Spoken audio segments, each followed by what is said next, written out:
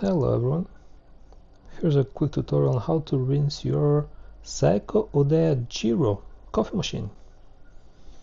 Okay, we need to first put the machine into test mode, and we can do that by holding the steam button and power on the machine.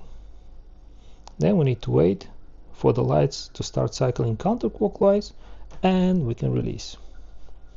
Next, we need to turn the knob all the way to the max and press and hold the steam button again until the brewing mechanism can be fully set.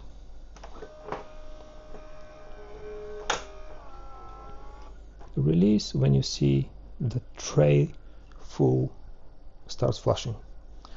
After that, while the knob is at max, you can just press the brew button.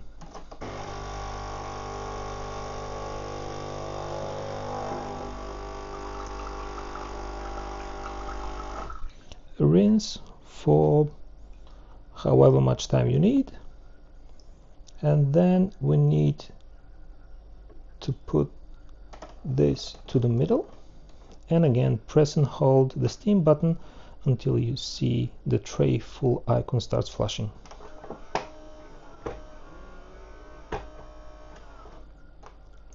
The mechanism is fully back and we can switch off the machine. All done. There you go. Alright, thanks for watching.